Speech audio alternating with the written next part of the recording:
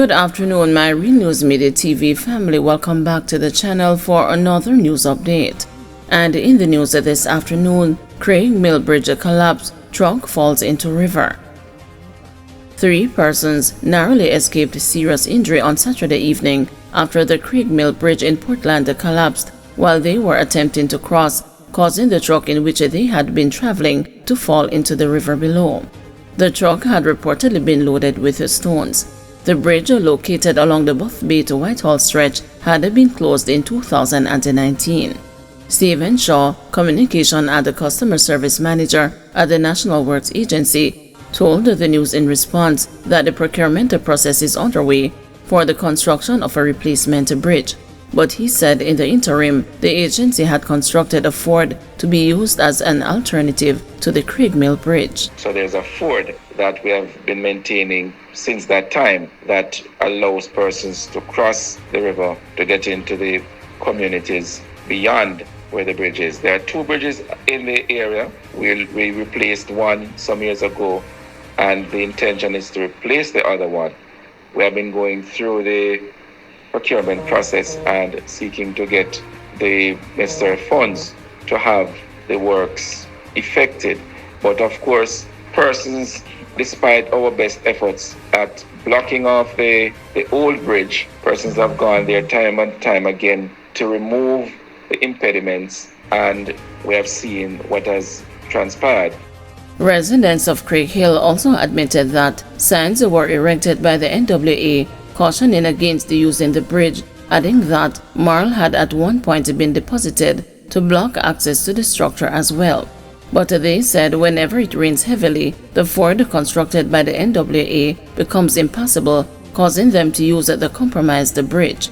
They are appealing for emergency assistance to restore access to the community. Before they know the work, but when the water come hard, it bring down a lot of trees and limbs and coconut limb, and then can go through that little section underneath. Now, anywhere the money come from, it has to go fix. Now we can use, we have to go, if this is emergency, so if you have money to do something else, you have to go use it, yes or no, because this is very essential. So we are trapped in, now the rain is falling, and we don't have no way in, no way out. So we need some help, serious help we need.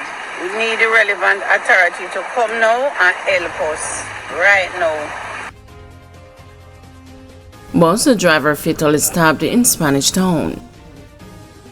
A bus driver died on Saturday after being stabbed in his neck in Spanish Town, St. Catherine. Killed in the attack was 34-year-old Nicholas Leash, otherwise called the Flex, of Eltham Park in Spanish Town.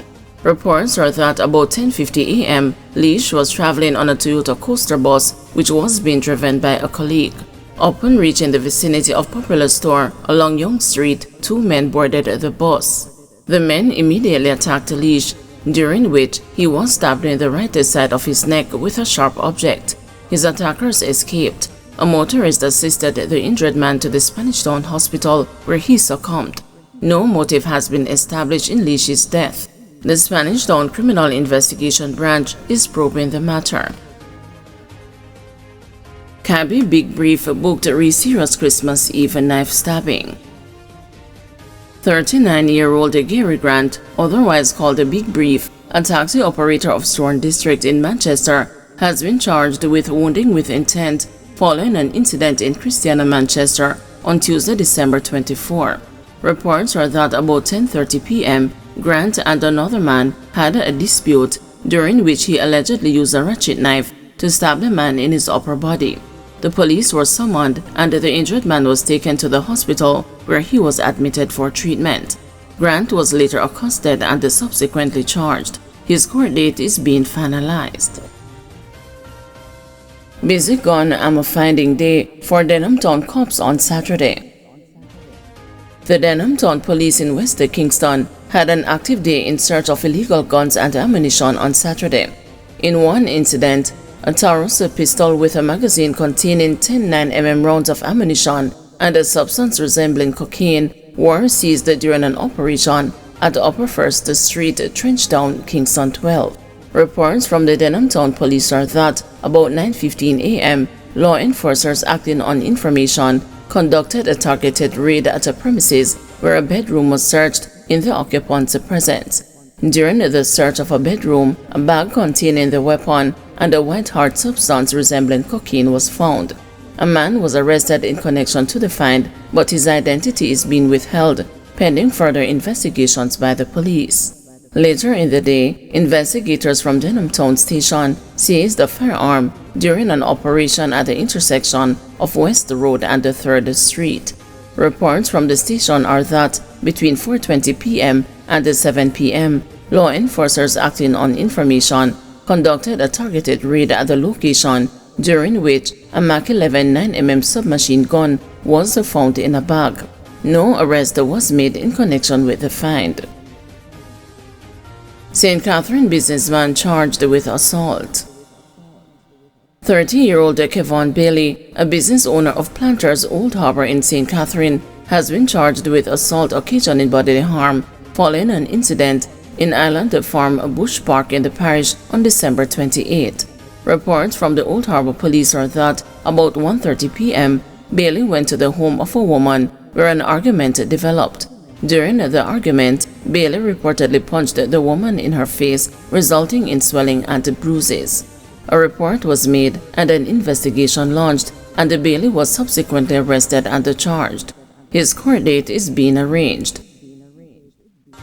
Jamaican Canadian man killed in St. Andrew.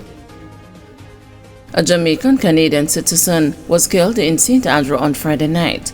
Relatives say 36-year-old Michael Thompson arrived in Jamaica on December 25 to attend a party. Mr. Thompson, who was born in Jamaica, was shot and killed while at an Airbnb in St. Andrew. His relatives say they plan to contact the Canadian Embassy to enlist its assistance in probing the murder. Stroke survivor wishes to go home for the new year.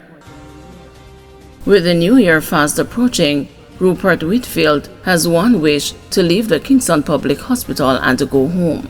The 53-year-old is a social case at the health institution because he has been abandoned by his family. For the last 8 months, he has lived at the health facility with the orange and the peach curtains concealing him from the view of other patients and the visitors on 3 sides his new home. He laid on his side, his fragile body still in his hospital bed, with his legs resting on one another and his head resting on his shoulder. A red blanket covered him. Whitfield shared that his limited mobility is a result of a stroke he survived in April. "I was going to the bathroom to urinate and I fell," he told the news reporter last Friday, struggling to form words as he recounted the incident. "The only thing I remember is that I hit my head on the bathroom door. They tell me say me have a stroke," he added, pausing frequently as he seemingly searched for the right words to express himself. Whitfield shared that at the time of the incident, he was living with his cousin and the siblings. He recalled that he was taken to the hospital by his sister.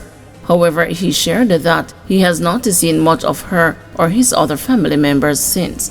"No one no come recently," he said, sharing that he spent a Christmas Day sleeping.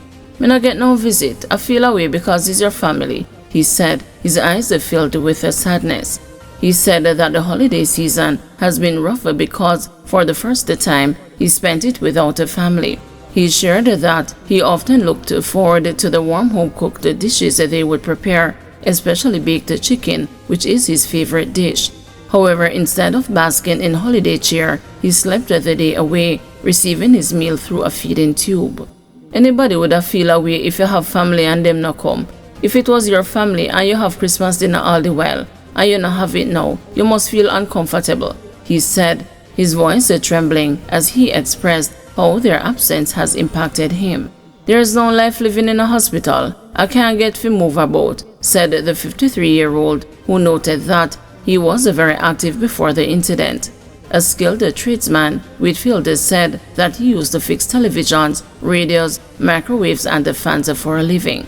In a conversation with the reporter, who shared that her television was broken and in need of repair, his eyes lit up for the first time, curious to know more. "What kind of television? Big back? What do the flat screen? You get sound?" he asked, Each response prompting more questions as he sought to find the problem. A bit more upbeat and energized, he shared that he loved his job and misses it greatly. "More that they're home working right now," said Whitfield. "I like to work. It keeps me relaxed and keeps me out of trouble, because where I live is bear shooting and killing, and I can't take them something there," he said. "More go do some work. Me miss it," he shared. However, his work is not the only thing that he misses. An avid gamer, Whitfield shared that he would spend hours playing Call of Duty. "The hardest thing is that I can't move enough to play games. I would have to have my two-hand them," he said, barely lifting his hands to show that he has limited mobility. While thankful to be alive, his ultimate wish for the new year is to go home. "Me no want to stay here forever," he said, adding, "I want to go home. I feel bad, I feel lonely, I feel bored," Whitfield told the news. "I wouldn't mind if my family come visit me. I just want to know say them about," he said. Guys, thank you for watching. See you this evening at 6 p.m. for another news update.